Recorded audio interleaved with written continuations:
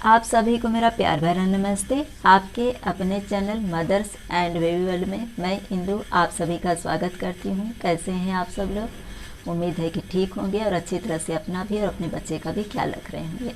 जैसा कि आप सभी को पता है कि हिंदू धर्म की जो शुरुआत होती है वो दीपावली के दिन से होती है, तो इसलिए आप सभी को नूतन वर्ष की हार्दिक शुभकामनाएं। ये नया वर्ष जो है वो आप लोगों के लिए सुख समृद्धि से भरा हुआ हो, ऐसी मेरी मनोकामनाएं हैं। आज की वीडियो हाई रिक्वेस्टेड है। बहुत ज़्यादा क्वेश्चन मुझे आए हैं कि मैम जो नवजात शिशु होते हैं इनके ब्रेस्ट में से दूध आता है या दूध जैसा पानी आता है, तो ये किस वजह से आता है और क्या कुछ इसके विषय में हमें करना चाहिए, क्या प्रिकॉशन करना चाहिए, कब डॉक्टर को दिखाना चाहिए। तो इसके विषय में मैं डिटेल में आपको इस वीडियो में बताने जा रही हूँ। वीडियो स्टार्ट करने से पहले आप लोगों से एक छोटी वाली रिक्वेस्ट है, प्लीज़ अगर वीडियो इतने से भी हेल्पफुल लगेगी ना तो लाइक का बटन ज़रूर हिट कर दीजिएगा।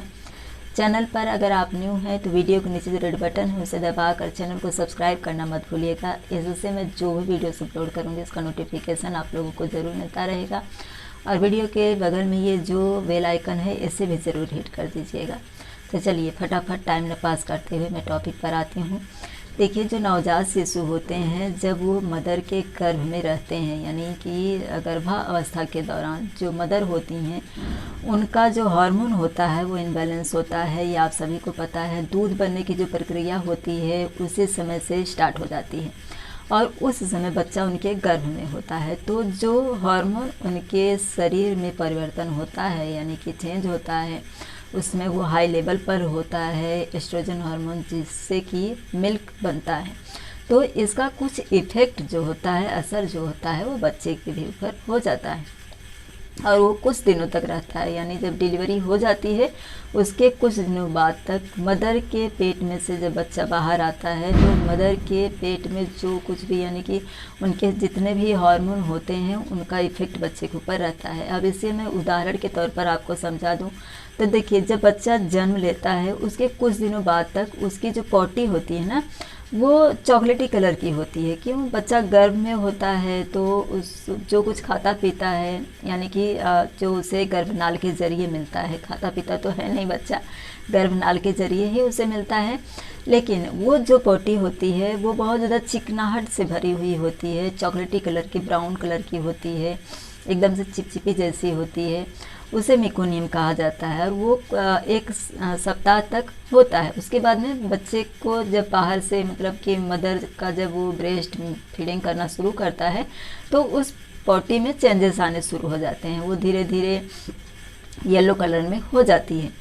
क्यों? क्योंकि बच्चा जब गर्भ में होता है उस समय गर्भ की जो थैली होती है वो थैली के अंदर रहता है जब, तो उसमें जितना कुछ भी रहता है उसका इफ़ेक्ट बच्चे के ऊपर रहता है। तो इसी तरह से मदर के ब्रेस्ट में जब मिल्क बनना शुरू होता है तो बच्चा चूँकि गर्भ से जुड़ा हुआ रहता है, गर्भनाल से जुड़ा हुआ रहता है और गर्भनाल की जो चेंजेस होते हैं उसी वजह से ना मदर को मिल्क बनना शुरू होता है। क्योंकि ब्रेस्ट में मिल्क बनना तभी शुरू होता है जब एक महिला जो होती है वो गर्भवती होती है।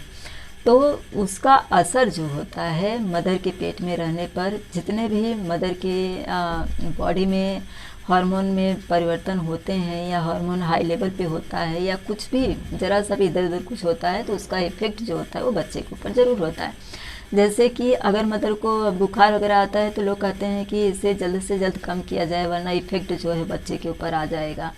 और मदर को ज़्यादातर ठंड हवाओं से बचाया जाता है कि ज़्यादा ठंड न लगे, वरना बच्चे को अंदर तकलीफ हो जाएगी, है ना। तो इसीलिए वो जो मिल्क आता है बच्चे को उसी वजह से आता है, क्योंकि वो हार्मोन मदर के पेट में रहने पर बढ़ा हुआ रहता है। तो आप इसके विषय में बिल्कुल भी टेंशन मत लीजिए। जब बच्चा जन्म लेता है उसके कुछ दिनों के बाद तक ये असर रहता है। उसके बाद में धीरे धीरे वो खुद, जो बच्चा बाहर का, मतलब मदर का ब्रेस्ट मिल्क लेने लगता है, तो ये जो प्रॉब्लम होती है वो धीरे धीरे खुद सॉल्व हो जाती है, धीरे धीरे वो खुद समाप्त हो जाती है। उसमें आपको कुछ भी करने की ज़रूरत नहीं होती है। बहुत से लोग पहले कहते थे कि जहाँ पर बच्चे का ब्रेस्ट है, स्तन है, वहाँ पर दबा करके चारों तरफ से उसका दूध निकाल लिया जाए, नहीं तो गांठ पड़ जाएगी। लेकिन मैं सच बताऊं, वो दबाने पे ही गांठ पड़ जाती है। अगर आप उसमें कुछ भी नहीं करेंगे, कोई हलचल, कोई छेड़खानी आप बच्चे के ब्रेस्ट के साथ न करें, तो उसे कोई प्रॉब्लम नहीं होगी। मेरे बेटे का तो ऐसा कुछ हुआ नहीं था, लेकिन मेरी, जैसे मैंने बताया, मैं घर में सबसे छोटी थी, भाभियाँ थीं, तो उनके बच्चों को मैंने ये चीज़ देखी थी और डॉक्टर के पास वो लोग लेके गए थे सीधा।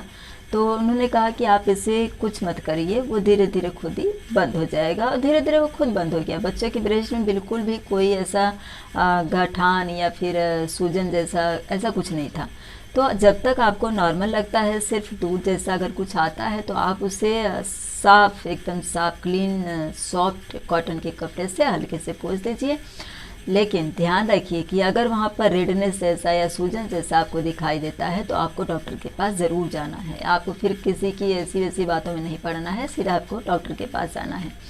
और इसके अलावा अगर कुछ ऐसी प्रॉब्लम नहीं है कि रेड हुआ है या फिर गठान जैसा दिख रहा है या फिर उसमें से ब्लड जैसा आ रहा है, तो आपको डॉक्टर के पास जाने की ज़रूरत नहीं। ऊपर अगर रेड रेड हो जाता है तो, या फिर सूजन है तो, या फिर गठान स्वतः हो गई है, तो आप अगर उसमें दबाएंगी और उसकी वजह से गठान आई है, या फिर जैसे दाई माँ आती हैं मालिश करने के लिए, तो कभी कभी वो भी बगैर पूछे, बगैर किसी बात के दबाने लगती हैं, तो उन्हें आप पहले ही बता दीजिए। अगर आप प्रेग्नेंट हैं तो भी ये वीडियो आपके लिए ज़रूर हेल्पफुल होगी, क्योंकि आपको पहले से इसके विषय में जानकारी हो जाएगी।